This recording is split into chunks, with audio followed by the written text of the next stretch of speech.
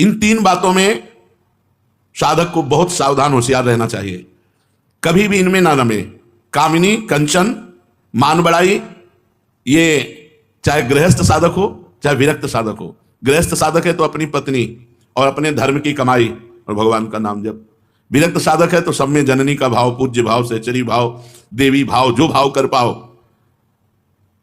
और धन याचक वृत्ति से जो भगवान दे दे उससे गुजारा करो, या याचक वृत्ति माधुकरी के द्वारा गुजारा करो।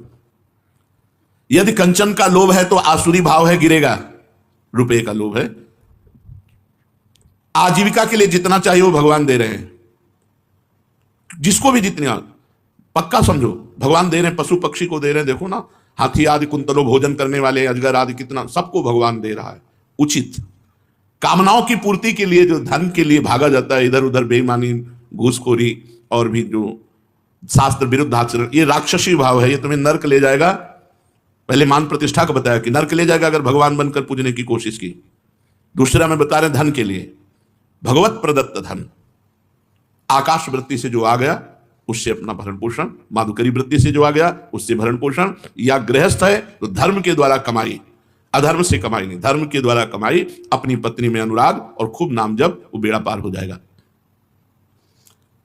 अगर कंचन में रुपए में आसक्ति है और बेईमानी, अधर्म, घूसखोरी आदि से, तो नर्क का रास्ता। अब कामिनी, पर स्त्री भोगने का लोभ जागृत हो जाए, ये महापाप है, उसकी दुर्गति होती है। तीन बातें, अपनी पूजा करवाना, अधर्म के द्वारा धन ग्रहण करना और पराई स्त्री से भोग भोगना, ये राक्षसी वृत्ति है। मैं फिर कहता हूं, मान बढ़ाई सबको प्यारी लगती है, इससे बचो। ये आखिरी बात है जो भगवान की प्राप्ति में बाधक है। ये बहुत बड़ा परमार्थ में आखिरी दरवाजा है जो बंद हो जाएगा, मान बढ़ाई पूजा। कंचन और कामिनी, इनका आकर्षण कई साधक त्याग देते हैं, पर मान बढ़ाई में आखिरी में फंस जाते हैं।